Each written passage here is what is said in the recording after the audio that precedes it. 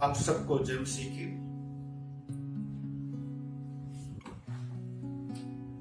जैसा कि मैं परमेश्वर का वचन आप लोगों के साथ लगातार बांट रहा हूं, आशा करता हूं आप सब लोग उत्साहित होंगे परमेश्वर का वचन सीखने के लिए और सुनने के लिए। और आशा करता हूं आप सब लोग अपने अपने घरों में सुरक्षित होंगे। तो मैं प्रार्थना करता हूं परमेश्वर आप लोगों को सबको सुरक्षित रखे, जबकि इन दिनों में लॉकडाउन चल रहा है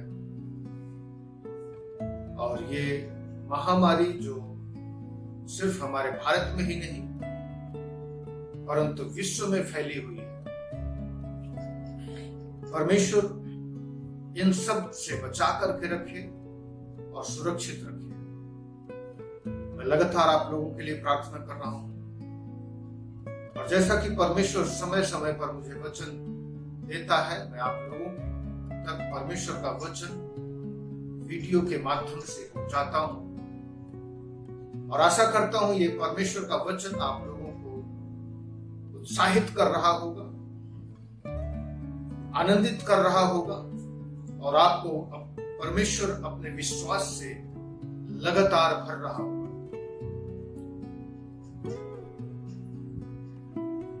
जबकि हम परमेश्वर का वचन सुनते हैं, मेरी प्रार्थना है कि आप लोगों के अंदर ये विश्वास से भरे और इन दिनों में जबकि हम कलीसिया से अलग हैं और इकट्ठे नहीं हो पा रहे हैं, परमेश्वर अपने वचन से विश्वास से भर दे आप लोगों को, आपके अंदर उत्साह से भर दे, ताकि ये उत्साह और ये आनंद और ये विश्वास आप लोगों के अंदर बना रहे, ये कम ना होने पाए। और जब हम इकट्ठे होंगे तो प्रभु उसी उत्साह के साथ और आनंद के साथ हम सबको इकट्ठा करें। किसी भी विश्वासी का विश्वास कमजोर ना होने पाए, ये मैं आशा करता हूं और प्रार्थना करता हूं कि लगातार प्रभु आप लोगों को अपने विश्वास से भर दे। और जबकि हम परमेश्वर का वचन आज देख रहे हैं, जैसा कि परमेश्वर ने उससे बातचीत की है और वही वचन मैं आप लोगों तक पहुंचाने जा रहा हूं। प्रार्थना करता हूं कि परमेश्वर लगातार आप लोगों को अपनी उपस्थिति में बना करके रखे। आज जो परमेश्वर ने मुझे अपना वचन दिया है कि मैं आपके साथ शेयर करूं, बांटूं, वो निर्गमन की पुस्तक उसका 14 अध्याय के 10 वचन से लेकर के 14 वचन तक से है। वहां पर लिखा हुआ है, जब फिरौन निकट आया तब इस्राएलियों ने आंखें उठाकर क्या देखा कि मिस्री हमारा पीछा किए चले आ रहे हैं। और इस्राएली अत्यंत डर गए और चिल्लाकर यहोवा की दुहाई दी। 11 वचन में, और वे मूसा से कहने लगे, क्या मिस्र में कब्रें ना थी जो तू हमको यहां मरने के लिए जंगल में ले आया है? तूने हमसे यह क्या किया कि हमको मिस्र से निकाल लाया? क्या हम तुझसे मिस्र में यही बात ना कहते रहे कि हमें रहने दे, कि हम मिस्रियों की सेवा करें? हमारे लिए जंगल में मरने से मिस्रियों की सेवा करनी अच्छी थी। 13 वचन में, मूसा ने लोगों से कहा, मत डरो मत, खड़े खड़े वो उद्धार का काम देखो जो यहोवा आज तुम्हारे लिए करेगा, क्योंकि जिन मिस्रियों को तुम आज देखते हो उनको फिर कभी ना देखोगे। यहोवा आप ही तुम्हारे लिए लड़ेगा, इसलिए तुम चुपचाप रहो। परमेश्वर जो आपसे और हमसे बातचीत करना चाह रहा है, जैसा 10 वचन में हम लोग प्रभु का वचन पढ़ते हैं, वो लोग डर गए। जब फिरौन उन लोगों के निकट आया और इन इस्राएलियों ने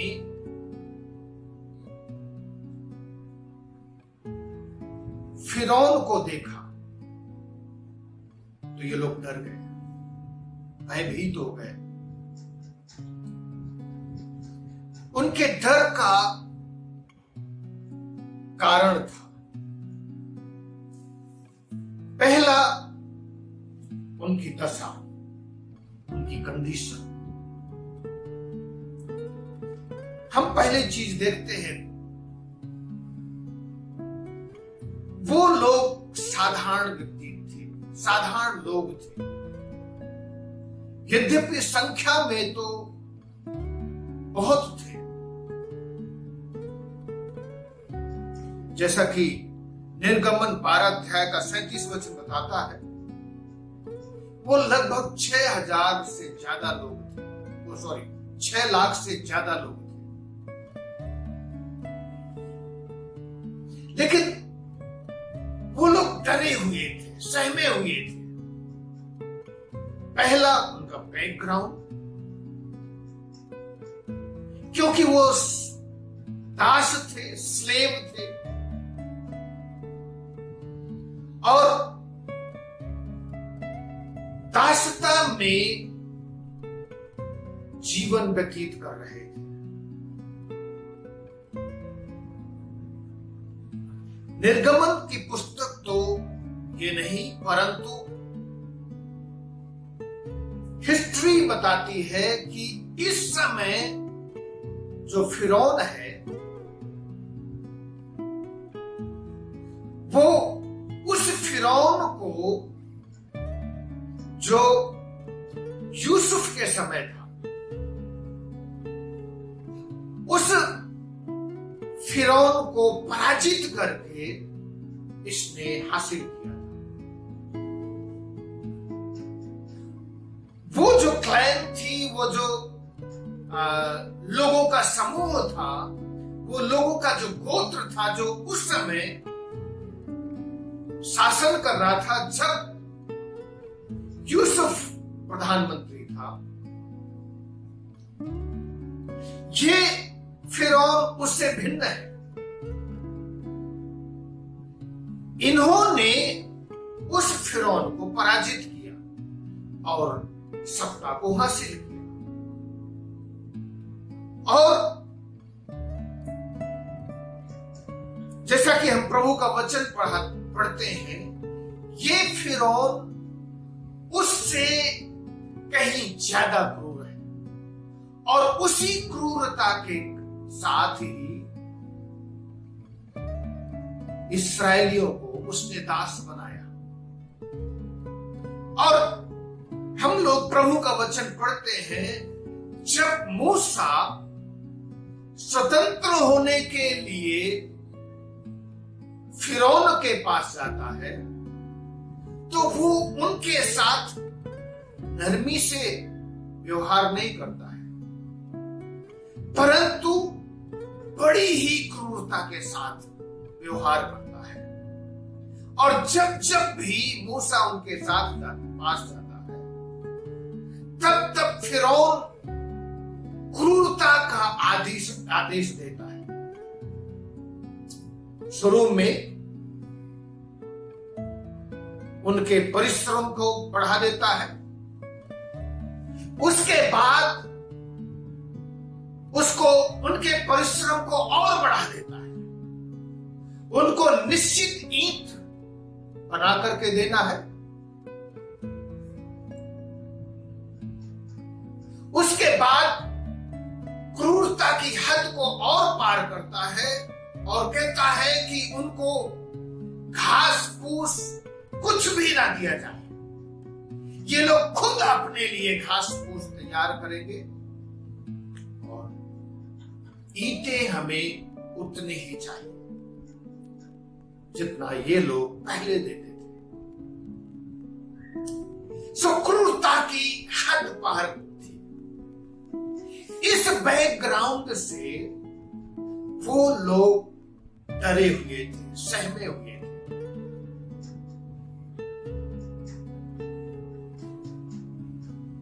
दूसरी चीज, ये लोग साधारण लोग थे। इन्हें हथियार औजार चलाना नहीं आता। ये लोग युद्ध में निपुण नहीं थे, कौशल नहीं थे। जैसा कि मिस्रियों की सेना युद्ध में निपुण है, कौशल है। वो युद्ध में महारत हासिल किया हुआ है। पहले जो यूसुफ के समय फिरौन था उसको पराजित कर चुके हैं। अन्य जगहों पर उन्होंने जीत हासिल कर रखी है। सो उनको युद्ध करने में कोई डर नहीं है। लेकिन ये इस्राएली लोग साधारण लोग हैं, ये युद्ध में निपुण नहीं है।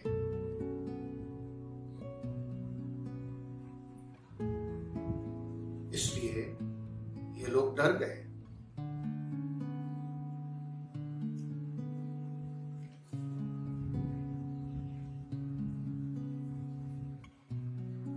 वो युद्ध के विषय में ज्यादा जानते नहीं। दूसरी चीज, उनका अविश्वास। उनके अविश्वास ने उनको डरा दिया।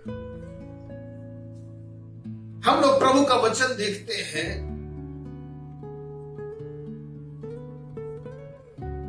14 अध्याय के पहले वचन में, ये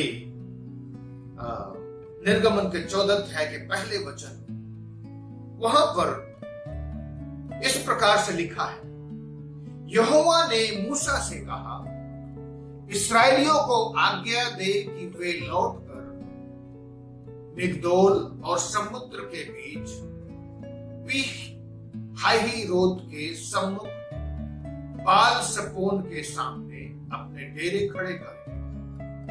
उसी के सामने समुद्र के तट पर डेरे खड़े करें।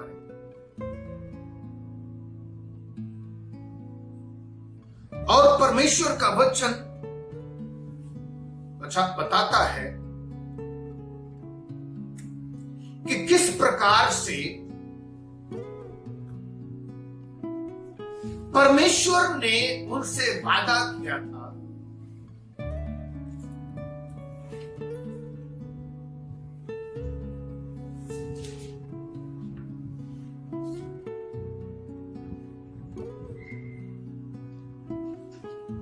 तब फिरौन इस्राएलियों के विषय में सोचेगा, वे देश की उलझनों में फंसे हैं और जंगल में घिर गए हैं। तब मैं फिरौन के मन को कठोर कर दूंगा और वो उनका पीछा करेगा। तब फिरौन और उसकी सारी सेना के द्वारा मेरी महिमा होगी और मिस्री जान लेंगे कि मैं यहोवा हूं। और उन्होंने वैसा ही किया। सो परमेश्वर ने पहले ही बता दिया था इस्राएलियों को कि परमेश्वर क्या क्या करेगा। उसके बावजूद भी इस्राएली परमेश्वर पर विश्वास नहीं कर पाए। ये उनका अविश्वास था।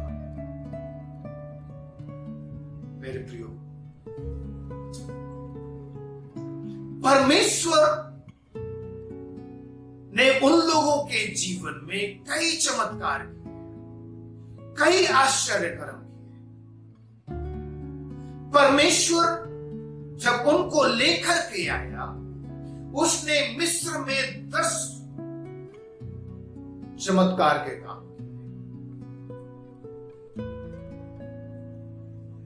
10 बड़े बड़े प्लेग भेजे मिस्रियों पर, लेकिन यहां पर वो अविश्वास से भरे हुए हैं। चौथा वचन स्पष्टता से बताता है, परमेश्वर कह रहा है कि मैं जो कार्य करूंगा, मैं फिरौन के मन को कठोर करूंगा और फिरौन तुम लोगों के पीछे पीछे आएगा, और फिर जो मैं करूंगा उससे परमेश्वर के नाम को महिमा होगी। तब फिरौन और उसकी सारी सेना के द्वारा मेरी महिमा होगी और मिस्री जान लेंगे कि मैं परमेश्वर यहोवा। मेरे प्रियो, उनका वो लोग अविश्वास से भरे हुए थे। जब हम परमेश्वर का वचन पढ़ते हैं, मत्ती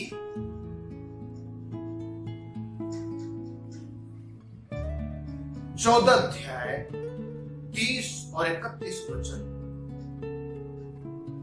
कई बार हम विश्वासी लोग विश्वास में कमजोर हो जाते हैं, और ऐसे ही हुआ जब यीशु मसीह के साथ यीशु मसीह के चेले सफर कर रहे थे। वहां पर लिखा है 30 वचन में, पर हवा को देखकर डर गए और जब डूबने लगा तो चिल्लाकर के कहा। यहां पर पतरस के विषय लिखा हुआ है। यीशु मसीह झील पर चले आ रहे थे। जब पतरस ने देखा कि यीशु मसीह झील पर पानी पर चल करके आ रहे हैं, पतरस ने यीशु मसीह से कहा, मुझे भी पानी में चलने की आज्ञा दे। पतरस उनके साथ चलने लगा, क्योंकि यीशु मसीह ने कहा आ जा। जब पतरस चल ही रहा था पानी में, तो हवा को देख करके डर गया, और जब डूबने लगा तो चिल्ला करके उसने कहा, हे प्रभु मुझे बचा। यीशु ने तुरंत हाथ बढ़ाकर उसे थाम लिया और उससे कहा, अल्प विश्वासी, तूने क्यों संदेह किया? ये संदेह, ये अविश्वास जो हम लोगों को डरा देता है, घबरा देता है, क्योंकि जब हम परिस्थितियों को देखते हैं, इस्राएलियों ने अपनी परिस्थितियों को देखा, यहां पर पतरस ने अपनी परिस्थिति को देखा। ऐसा ही एक वचन और भी मत्ती रचित सुसमाचार उसके 8 अध्याय के 25 और 26 वचन में लिखा है। यीशु मसीह और उसके चेले नाव पर यात्रा कर रहे हैं, जब एक बड़ी आंधी और एक बड़ा तूफान आया और लहरें इतनी तेजी से उठने लगी कि उस नाव पर, जहाज पर आने लगी और जहाज डूबने लगा। यीशु मसीह जहाज के एक जगह पर आराम कर रहे थे, सो रहे थे। 25 वचन में लिखा है, तब उन्होंने पास आकर उसे जगाया और कहा, हे प्रभु, उनसे कहा, हे प्रभु, हमें बचा, हम नाश हुए जाते हैं। यीशु ने कहा, हे अल्प विश्वासियों, क्यों डरते हो? देखिए, हम लोगों का जो अल्प विश्वास है, विश्वास में कमजोर होना है, वो हमारे लिए कितना घातक है, कितना कमजोर है और कितना नुकसानदेह है।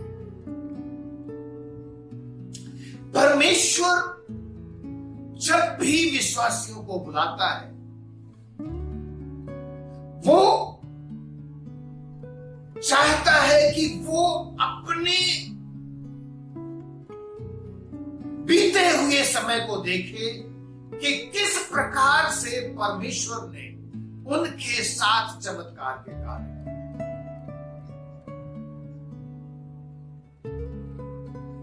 परमेश्वर का वचन जब हम पहली और दूसरे थिस्सलुनीकियों को पढ़ते हैं, तो पौलुस यही बात उन विश्वासियों को स्मरण दिलाता है कि अपने बीते हुए समय को देखो कि किस प्रकार से परमेश्वर ने तुम्हारे जीवन में चमत्कार के कार्य किए, और आज देखो कि परमेश्वर किस तरीके से तुम्हें संभाल करके रखा है।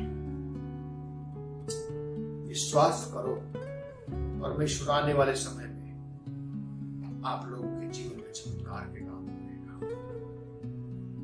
वही बात परमेश्वर तीमुथियुस को लिखता है कि जो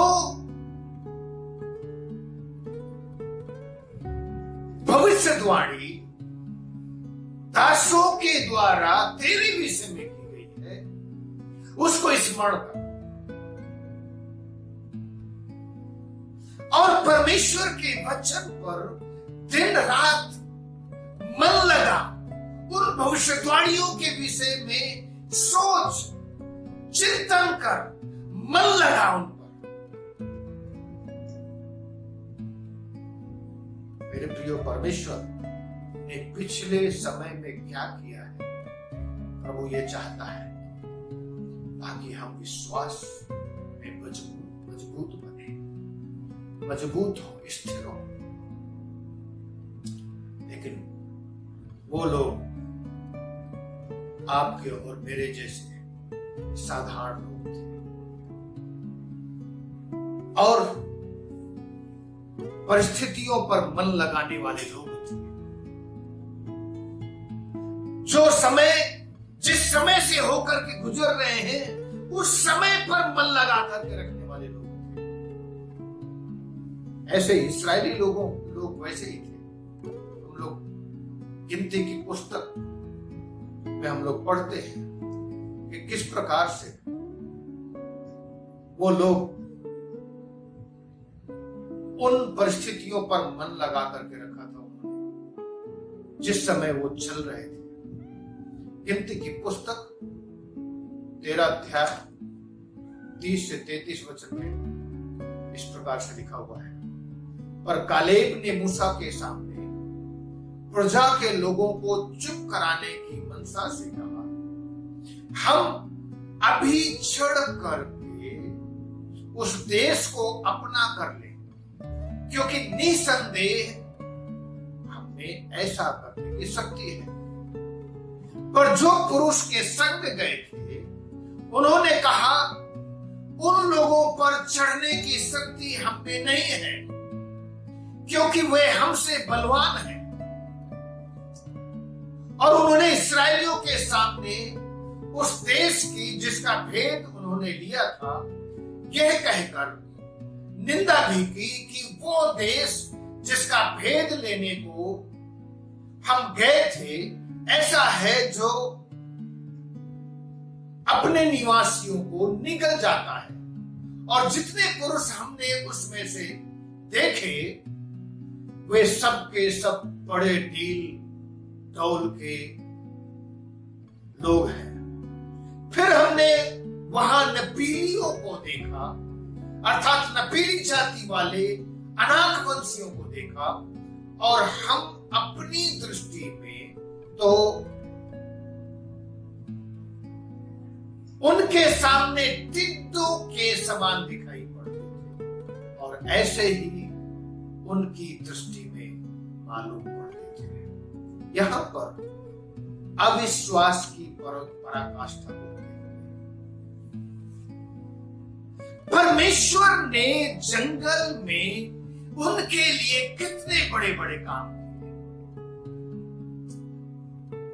अब ये भूल गए यहां पर कि परमेश्वर ने किस तरीके से हम लोगों को मिस्रियों से बचाया और लाल समुद्र को 2 भागों में कर दिया। जंगल में परमेश्वर ने किस तरीके से हमें पानी दिया जब हम प्यासे हुए। परमेश्वर ने किस प्रकार से मन्ना दिया जब हम लोग भूखे हुए। परमेश्वर ने किस प्रकार से बटेरे दी जब हम परमेश्वर से मांस की मांग की। परमेश्वर हर बुरे लोगों से बचा करके रखा है, लेकिन अब उनका दिमाग कहां पर है? उन परिस्थितियों पर जिससे वो होकर के गुजर रहे थे। ये इस्राएली वहां पर कनान में भेद लेने के लिए गए थे और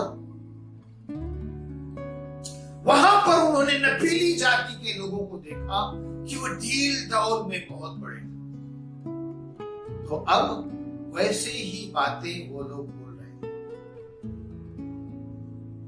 वो लोग तो हमसे बहुत बड़े ढील डौल में हैं।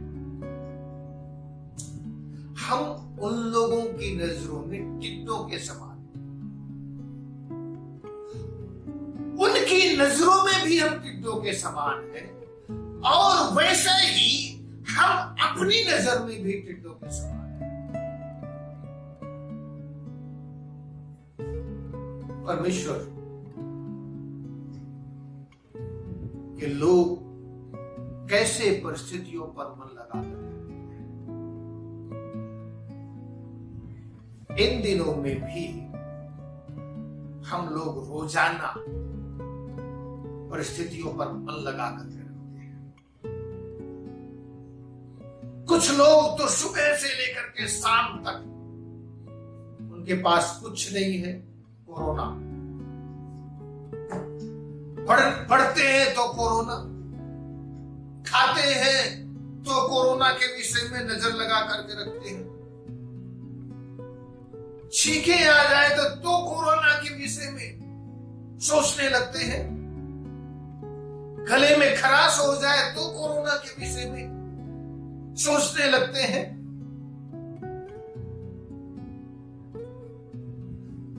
सोते जगते खाते पीते उठते बैठते, यहां तक कि कई लोगों को सपने में भी कोरोना के सपने दिखाई देते हैं।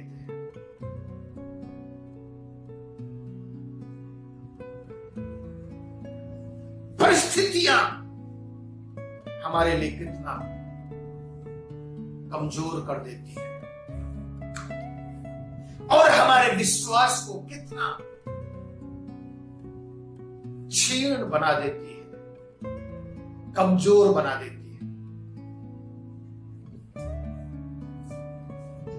पतरस की परिस्थितियों ने उसको विश्वास में कमजोर बना दिया। जब तक वो यीशु मसीह की ओर देखता रहा तब तक तो विश्वास में भरा था, लेकिन जैसे ही उसने हवा और ऊंची ऊंची लहरों को देखा, वैसे ही उसका विश्वास गायब होने लगा।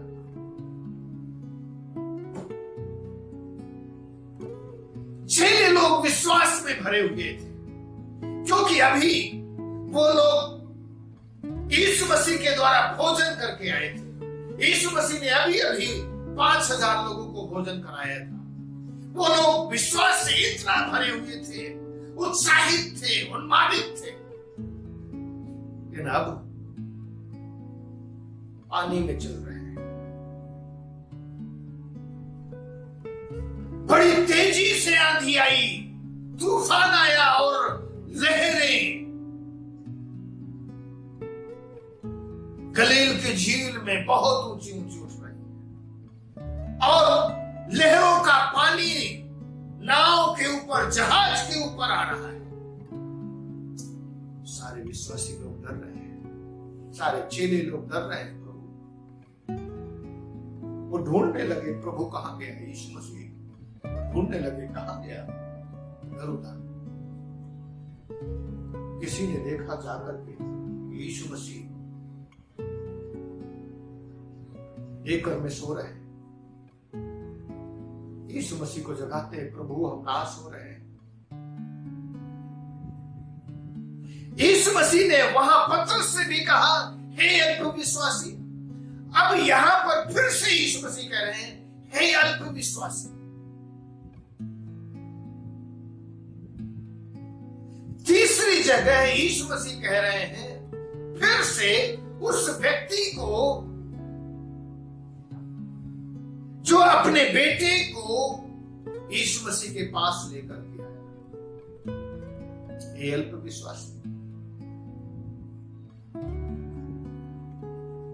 उसका बेटा मिर्गी से परेशान था, जहां भी गिरता था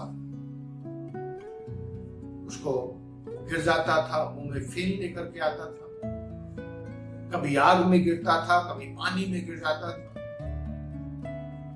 पिता बहुत डरा हुआ था। पिता अपने बेटे को यीशु मसीह के चेलों के पास लेकर गया। वहां लिखा है वो उससे ठीक नहीं हुआ।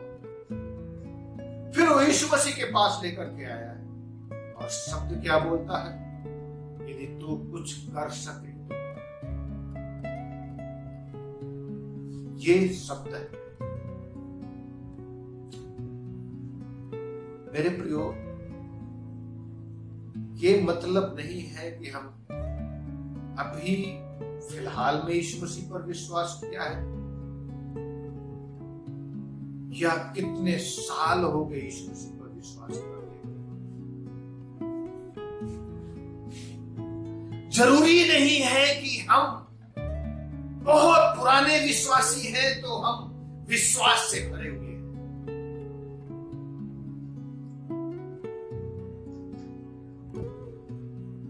पतरस को और प्रेरितों को कितना समय हो गया था विश्वास में रहते हुए यीशु मसीह के पीछे चलते चलते, लेकिन हर समय यीशु मसीह उन लोगों में विश्वास की कमी को पाते थे। और इसलिए यीशु मसीह जब जी उठे, यीशु मसीह ने पतरस से कहा, क्या तू मुझसे प्रेम करता है?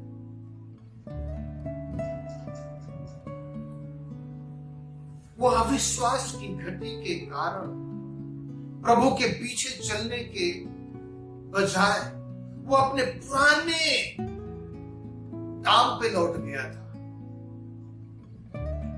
प्रभु ने उससे कहा था कि तुम गलील को जाना और उस पहाड़ पर मिलना। लेकिन यहां पर पतरस यीशु मसीह के बताए हुए जगह पर जाने की अपेक्षा वो फिर से जाकर के अपने पुराने धंधे पर लौट करके जा रहा है। कितना विश्वास में कमजोर है, लेकिन परमेश्वर चाहता है हम उससे मन फिराएं। अविश्वास रूपी पाप से मन फिराएं। यहां पर इस्राएली लोग कुड़कुड़ा रहे हैं।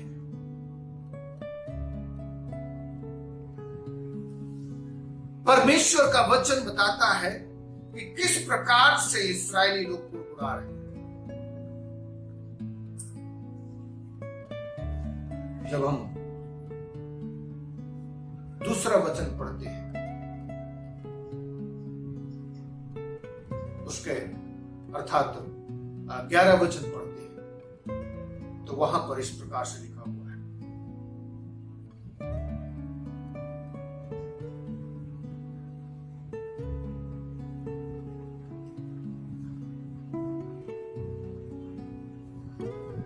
वे मूसा से कहने लगे, क्या मिस्र में कब्रें न थी तो हमको वहां से मरने के लिए जंगल में लेकर आया है? तूने हमसे यह क्या किया कि हमको मिस्र से निकाल लाया है? 12 वचन, क्या हम तुझसे मिस्र में यही बात ना कहते रहे कि हमें रहने दे, कि हम मिस्रियों की सेवा करें? हमारे लिए जंगल में मरने से मिस्रियों की सेवा करनी अच्छी है। यहां पर देखते हैं कि किस प्रकार से इस्राएली लोग परिस्थितियों पर मन लगा कर रखा है, लेकिन परमेश्वर चाहता है कि हम परमेश्वर पर मन लगाएं, प्रभु के वचनों पर मन लगाएं। लास्ट में 13 वचन में लिखा हुआ है, मूसा ने कहा, डरो मत, खड़े खड़े वह उद्धार का काम देखो जो यहोवा आज तुम्हारे लिए करेगा। ये हमारे लिए बहुत ही मुश्किल होता है। अंग्रेजी में इस प्रकार लिखा हुआ है,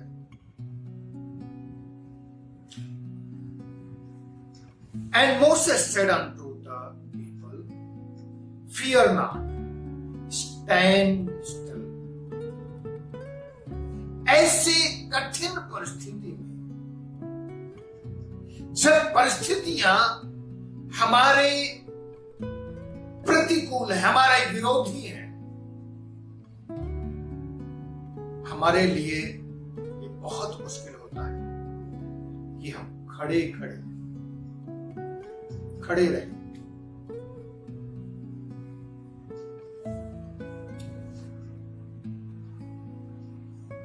It is very hard to stand still when storms are against us. जब तूफान हमारे विरोध में है, जब परिस्थितियां हमारे विरोध में है,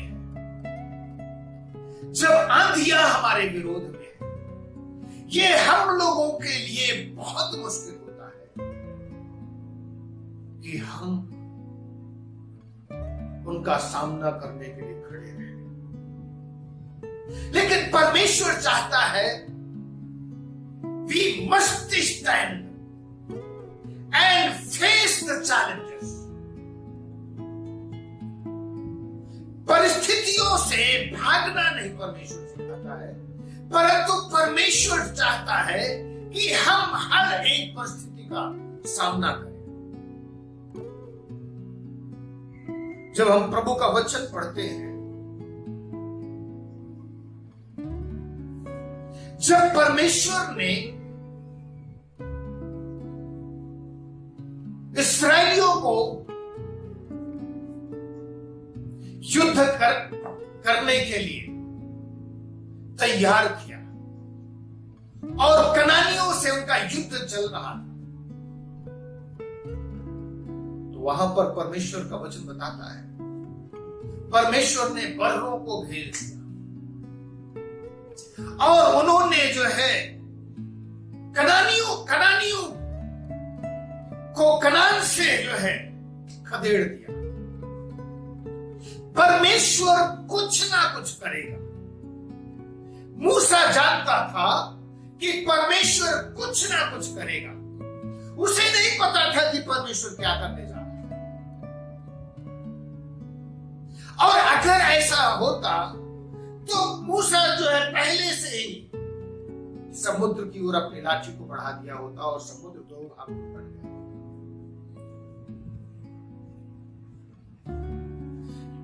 जब हम 15 वचन पढ़ते हैं तो वहां पर परमेश्वर का वचन बताता है कि मूसा से कहता है, तू क्यों मेरी दुहाई देता है, अपनी लाठी को बढ़ा।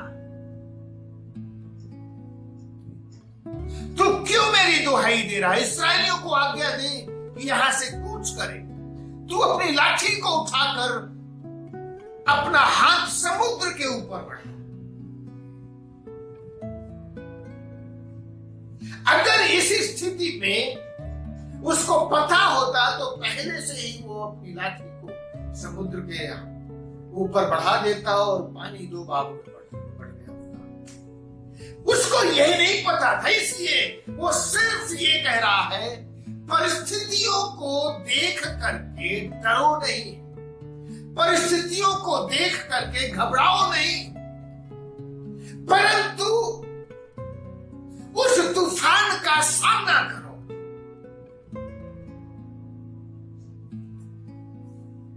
अल्प विश्वासी मत बनो और विश्वासी बनो। जब परमेश्वर का वचन हम पढ़ते हैं, यीशु मसीह जी उठा। कई लोगों को यीशु मसीह ने दिखाया कि मैं मुर्दों में से जी उठा। थोमा क्या कहता है? मैं कभी भी विश्वास नहीं करूंगा जब तक मैं यीशु मसीह के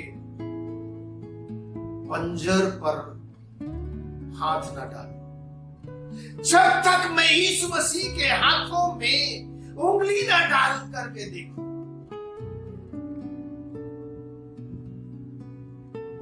यीशु मसीह जब प्रकट होते हैं थोमा के सामने, कहते हैं अपनी उंगली डाल करके देख, मैं जीवित हूं। तू अविश्वासी नहीं पर विश्वासी बन। लेकिन धन्य वो है जिन्होंने मुझे देखा पर विश्वास कर लिया है। तूने तो मुझे देख करके विश्वास किया है, पर धन्य वो है जिन्होंने मुझे बिना देखे विश्वास कर लिया है कि वो यीशु मसीह कि मैं मुर्दों में से जी उठा। मेरे प्रियो, परमेश्वर चाहता है कि हम विश्वास में मजबूत बने, विश्वास में स्थिर बने, अल्प विश्वासी नहीं, विश्वास में कमजोर ना बने, परंतु खड़े खड़े परमेश्वर का वो उद्धार देखें जो परमेश्वर हमारे लिए और आपके लिए करेगा। प्रभु का वचन बताता है, यहोशू की पुस्तक उसका 10 अध्याय 11 वचन में लिखा हुआ है, जब वो लोग युद्ध कर रहे थे, इस्राएली लोग कनानियों से, उस समय परमेश्वर खुद इस्राएलियों के ओर से लड़ रहा था। और लिखा हुआ है, परमेश्वर ने उसी समय स्वर्ग से आग और पत्थर, अंग्रेजी में लिखा है,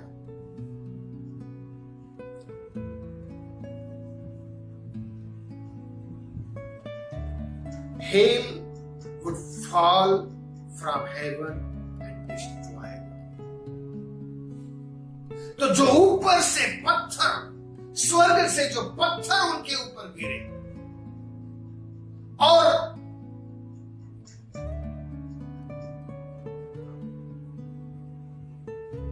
अंग्रेजी में हेल उसी शब्द के लिए है जो हमारे यहां पर इन दिनों में बर्फ पड़ती है।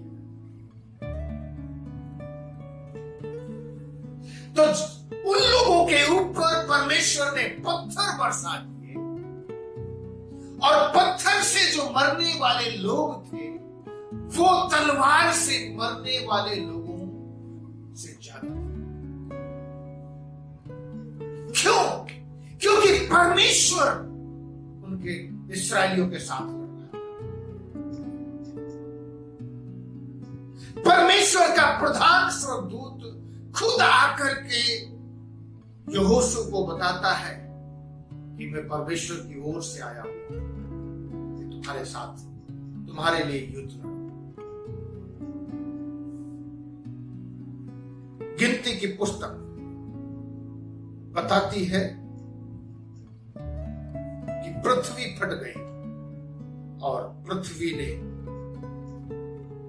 इस्राएलियों के दुश्मनों को निगल लिया।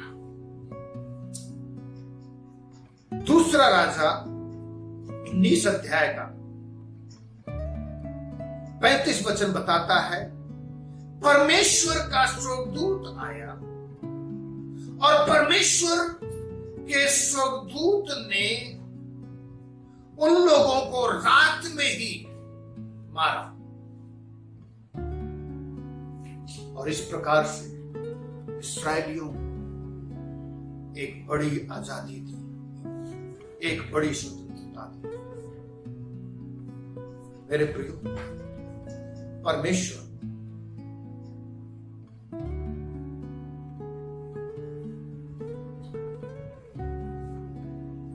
चाहता है कि हम लोग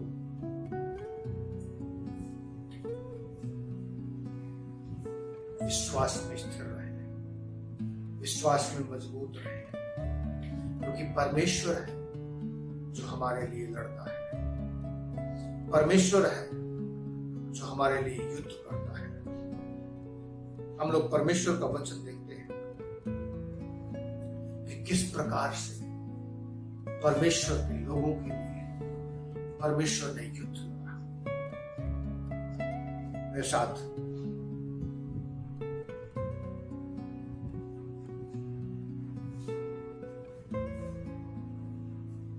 यशायाह की पुस्तक 51 अध्याय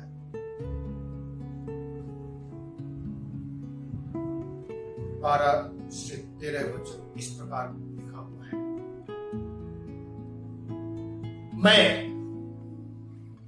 मैं ही तेरा शांति दाता हूं।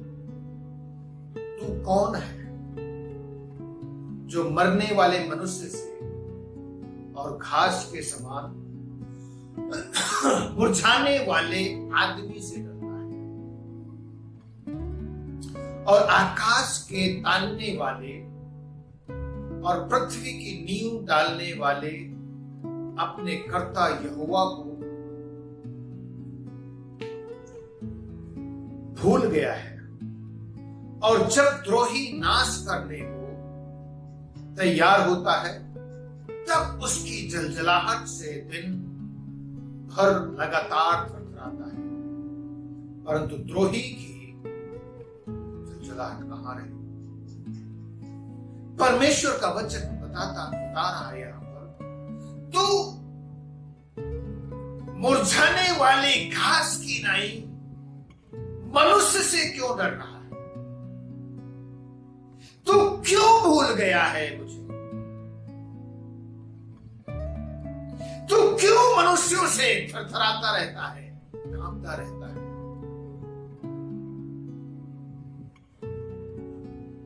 क्योंकि परमेश्वर है जो बचाने वाला प्रभु है, वो शांति देने वाला परमेश्वर है, और वही परमेश्वर है जो तुम लोगों को शांति देगा। वही परमेश्वर है जो तुम लोगों को तसल्ली देगा। इसलिए मनुष्यों से मत डरो।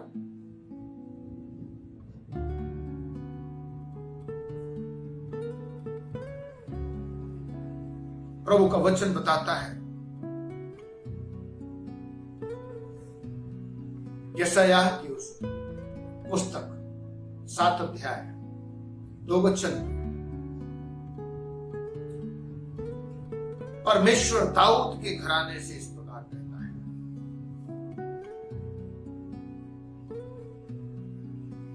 कि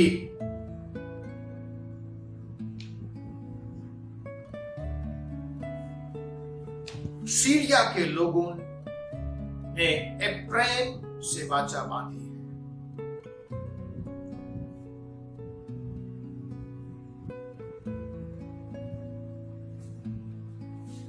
परंतु आहाज के लोग पेड़ों की नए हिलाए जाएंगे। आज के जो पेड़ हैं वो हिलाए जाएंगे। यहां पर परमेश्वर बताना चाहता है कि किस प्रकार से देश देश के लोग और जाति जाति के लोग परमेश्वर के लोगों के सामने घुटने टेकेंगे, हिलाए जाएंगे। ये परिस्थितियां हैं मेरे प्रिय इन दिनों में। आप लोग देख रहे होंगे कि हम किस प्रकार से घबराए हुए हैं, डरे हुए हैं। लेकिन परमेश्वर चाहता है, परमेश्वर आपको उसमें से निकाल करके लाना चाहता है और वो चाहता है कि आप डरे नहीं, घबराए नहीं, खड़े खड़े उस उद्धार का मार्ग देखो, वो उद्धार जो परमेश्वर की ओर से आता है। मेरे प्रियो, परमेश्वर के सेवकों ने बहुत वो देखे हैं, बहुत कठिनाइयां देखी हैं। मेरे प्रियो, इस्राएली लोग तैयार नहीं थे उस युद्ध के लिए, क्योंकि वो युद्ध करना जानते ही नहीं थे इस्राएली लोग। हो सकता है इस समय कोरोना जो ये महामारी है, ये एक नई तरीके की महामारी है। इसमें हम जो परमेश्वर के लोग हैं उसका सामना करने के लिए तैयार नहीं है। हमारा शरीर, हमारा इम्यून सिस्टम तैयार नहीं है और इस कारण दुनिया के लोग डर रहे हैं, घबराए हुए हैं, भयभीत है, क्योंकि बहुत सारे जाने जा रहे हैं।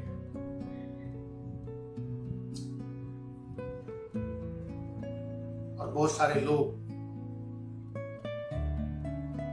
मृत्यु के मुंह में समाये चले जा रहे हैं। लेकिन परमेश्वर, हम एक जानते हैं, हम एक प्रभु का वचन जानते हैं, परमेश्वर कुछ ना कुछ उपाय करेगा। मूसा को नहीं पता था कि क्या उपाय करेगा, लेकिन हम जानते हैं परमेश्वर के वचन से, मुझे नहीं पता है कि क्या उपाय करेगा, लेकिन ये जब एक चीज को जानता हूं, परमेश्वर कुछ ना कुछ उपाय करेगा।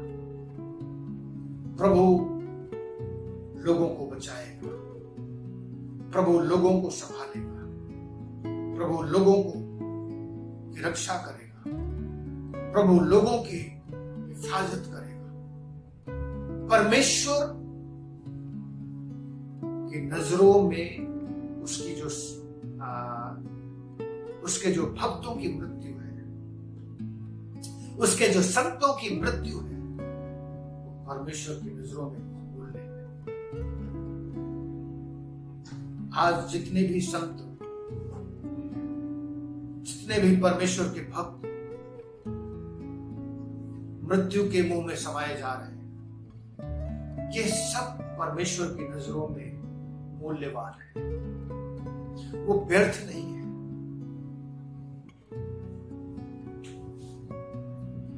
परमेश्वर का वचन बताता है वो हमारे मारे मारे फिरने का हिसाब होता है। परमेश्वर हमारे आंखों के आंसुओं को अपनी कुप्पी में रख लेता है और एक बूंद भी व्यर्थ नहीं होने देता है। मेरे प्रियो, ये आपके लिए और हमारे लिए हो सकता है बहुत अजीब है, लेकिन परमेश्वर की नजरों में सब कुछ है। मुझे नहीं पता है कि प्रभु क्या करने जा रहा है, लेकिन मुझे एक चीज का पता है, परमेश्वर कुछ ना कुछ अद्भुत करने जा रहा है। परमेश्वर ने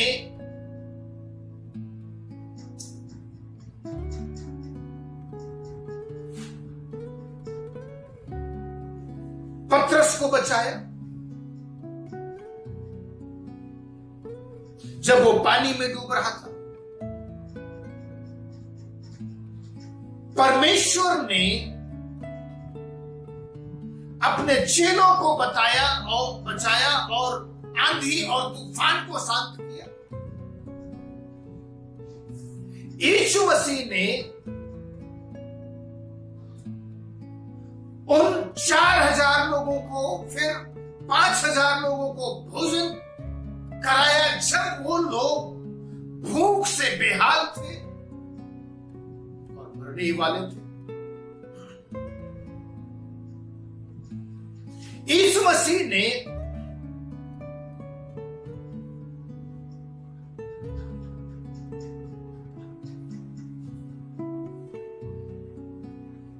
उन लोगों के जीवन में चमत्कार किया जब वो आशाहीन थे, जब वो पिता जो अपने बेटे को जिसे मिर्गी की बीमारी थी लेकर के आया, यीशु मसीह ने उसको चंगा कर दिया। क्या करने जा रहा है यीशु मसीह? मुझे पता है यीशु मसीह कुछ ना कुछ करने जा रहा है। यीशु मसीह ने यहां पर चमत्कार का काम किया जब विरोधी उनके पीछे ही था, फिरौन उनके पीछे था। परमेश्वर ने समुद्र को 2 भागों में बांट दिया। उस समय पता नहीं था, एलीसा को पता नहीं था कि परमेश्वर क्या करने जा रहा है। उसके साथ जब एलिया उसके पास से स्वर्ग में उठा लिया जाएगा, लेकिन उसको पता था, विश्वास से वो देख रहा था परमेश्वर कुछ ना कुछ करने जा रहा है।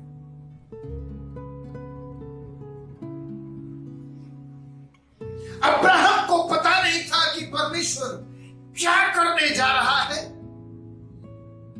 लेकिन उसको पता था कि परमेश्वर कुछ ना कुछ करेगा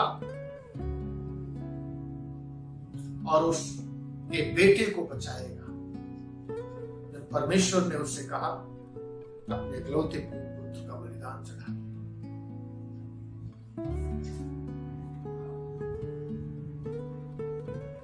इसहाक को नहीं पता था कि क्या होने जा रहा है जब परमेश्वर ने उसको मिस्र जाने के लिए मना किया। लेकिन उसको पता था कि कुछ ना कुछ अद्भुत होने जा रहा है और परमेश्वर का वचन बताता है कई गुना फल उसको उसी जगह पर मिला।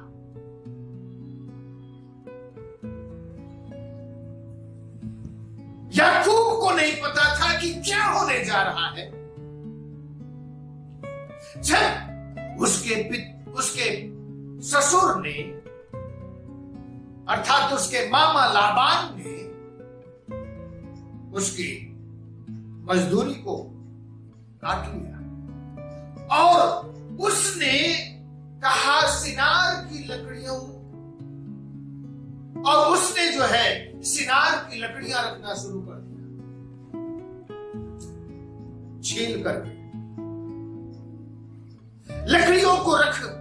जब जब भी पानी पीने आती थी तो वो देखती थी और गर्भवती होती थी। क्या होने जा रहा है उसको नहीं पता, लेकिन उसको पता था कि परमेश्वर कुछ ना कुछ अद्भुत करने जा रहा है।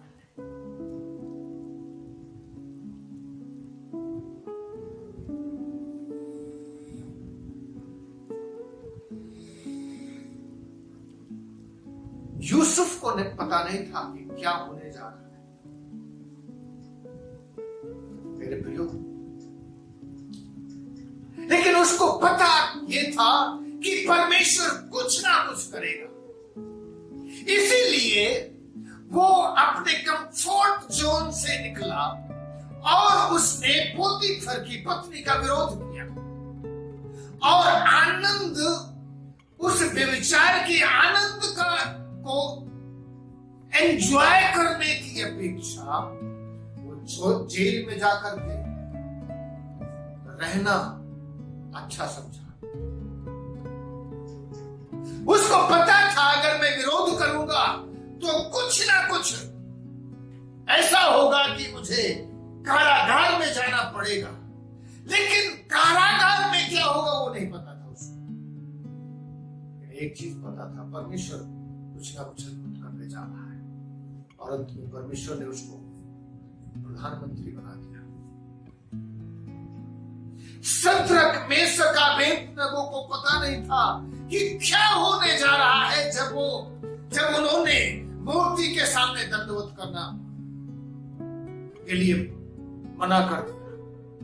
दानियल को नहीं पता था कि क्या होने जा रहा है जब उसने राजा की आज्ञा को मानना मना कर दिया। और लगातार दिन में 3 बार वो प्रार्थना करता था। परमेश्वर ने उसको शद्रक, मेशक, अबेदनगो को उस आग के धधकते हुए भट्ठे से बचाया और दानियल को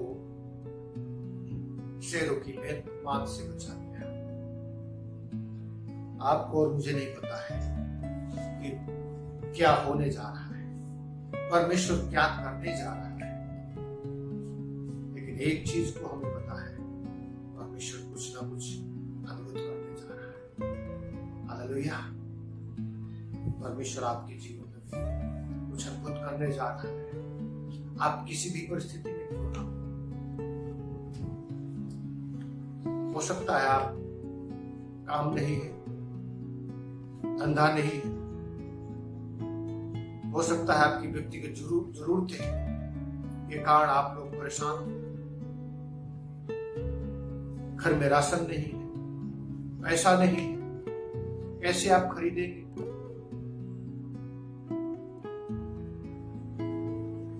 बीमार हो गए हैं, घर में पैसा नहीं है, कैसे दवा आएगी? क्योंकि ये लॉकडाउन के कारण घर की आमदनी नहीं है, धन नहीं है, पैसा नहीं है, कैसे हमारी जरूरतें पूरी होंगी?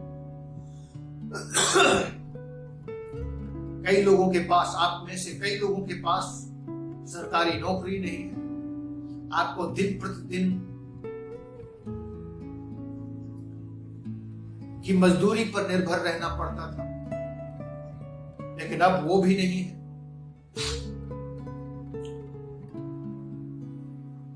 आपके पास तमाम तनाव है, तमाम चिंताएं हैं,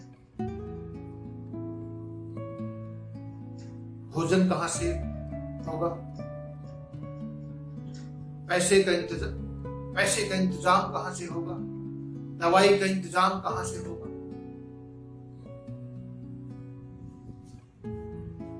और भी विरोधी लहरें, विरोधी तूफान जो आपके जीवन को बर्बाद करने के लिए आपके सामने है, चारों तरफ से आपको घेर करके रखा है। कोरोना संक्रमण का डर तो लगातार है, परंतु दिन प्रतिदिन की चुनौतियां आपके सामने हैं। मुझे नहीं पता है और आपको भी नहीं पता है प्रभु कहां से आपकी जरूरत को पूरा करेगा, लेकिन मेरा भरोसा है और मैं एक चीज को जानता हूं, परमेश्वर आपकी जरूरत को पूरा करेगा। परमेश्वर आपकी सारी जरूरतों को पूरा करने जा रहा है, क्योंकि पिछले दिनों के अनुभव को हम देखते हैं।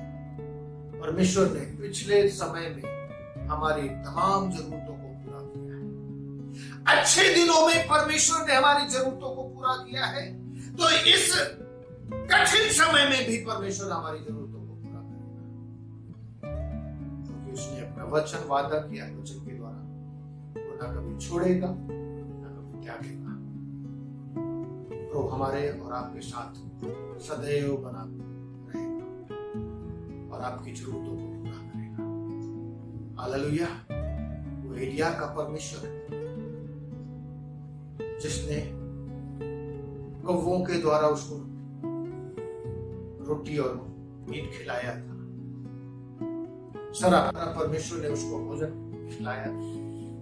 वो परमेश्वर इस्राएलियों का परमेश्वर है जो बियावान जंगल में परमेश्वर ने उन्हें मन्ना बटेर दे करके उन्हें भोजन खिलाया था। वही परमेश्वर आज हमारा परमेश्वर है, जरूरतों को पूरा करने वाला प्रभु है। क्या करने जा रहा है, कैसे करने जा रहा है, ये नहीं पता है, लेकिन ये पता है कि परमेश्वर कुछ ना कुछ अद्भुत करने जा रहा है और आप लोगों के लिए एक अद्भुत रास्ता निकालने जा रहा है, अद्भुत मार्ग निकालने जा रहा है। परमेश्वर इस वचन के द्वारा आपको और हम सबको आशीष दे, सबको जय मसीह। हम लोग प्रार्थना करेंगे अंत में।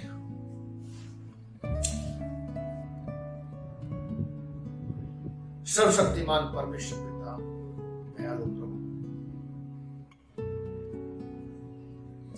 जबकि तूने अपने वचन से बोला और बातचीत किया है,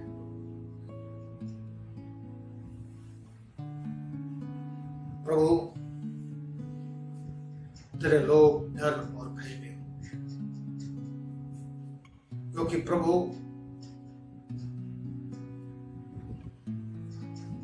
इस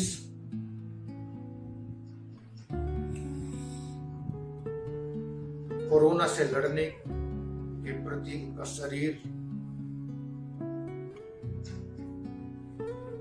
कारगर नहीं है, इम्यूनिटी नहीं है, क्योंकि प्रभु ये नए तरीके का वायरस है। उसके साथ ही साथ प्रभु हम जानते हैं परमेश्वर, दिन प्रतिदिन की जरूरतें, दिन प्रतिदिन की समस्याएं, तमाम बीमारियां प्रभु सामने खड़ी हैं। जिंदगी में एक तूफान है प्रभु। परमेश्वर होने दे उस तूफान का सामना करने के लिए खड़े रह सके, जैसा तेरा वचन बताता है। इस टाइम खड़े खड़े उस उद्धार का कार्य दे प्रभु, होने दे सभी विश्वासी लोग खड़े खड़े उद्धार का वो कार्य देखने पाए, ताकि मेरे परमेश्वर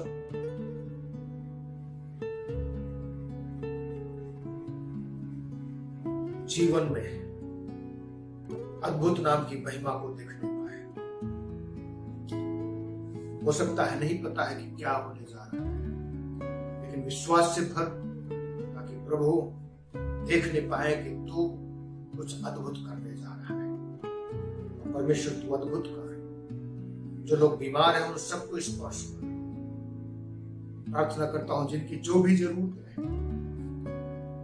सारी जरूरतों को पूरा कर, दिन प्रतिदिन की जरूरतों को पूरा कर और हर एक समस्या का समाधान कर। प्रभु बीमारी से बचा। प्रार्थना करता हूं परमेश्वर, दुनिया में तमाम लोगों के लिए जो लोग भूख से परेशान हैं, उनकी जरूरतों को पूरा कर। प्रार्थना करता हूं मेरे परमेश्वर, दुनिया में तमाम लोगों के लिए जो कोरोना वायरस से संक्रमित है, अपना हाथ बढ़ा और उन सबको स्पर्श कर। और छू करके क्षमा कर। वैज्ञानिकों के लिए प्रार्थना करता हूं परमेश्वर, उन्हें बुद्धि समझ ज्ञान दे प्रभु, ताकि परमेश्वर वो कोई ना कोई मार्ग निकाल सके प्रभु, रास्ता निकाल सके, ताकि प्रभु इस कोरोना का सामना किया जाए प्रभु। प्रार्थना करता हूं मेरे परमेश्वर, जब तक प्रभु इसका इलाज मुकम्मल नहीं होता है प्रभु, इसका इलाज सही नहीं मिलता है, परमेश्वर उन सबको संभाल करके रख जो प्रभु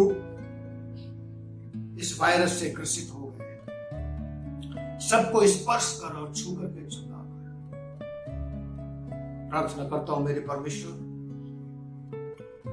हमारी कलीसिया के सभी लोगों को संभाल, सबकी रक्षा कर, हिफाजत कर। प्रार्थना करता हूं मेरे परमेश्वर, तेरी उपस्थिति को हर एक जीवन, हर एक व्यक्ति अनुभव करने पाए, अनुग्रह कर और आशीष दे। धन्यवाद करते हैं, तूने प्रार्थना को सुना है। इस विनती प्रार्थना को यीशु के नाम से मांगते हैं, आमीन। अब हमारे परमेश्वर पिता का प्यार, उसके पुत्र और हमारे उद्धारकर्ता मसीह यीशु का पवित्र आत्मा की सेवा में हम सब विश्वासियों के साथ और इस दुनिया के तमाम विश्वासियों के साथ अब से लेकर आपके तुम्हारा आगमन लगातार होते रहे। आमीन। प्रभु आप सबको आशीष दे।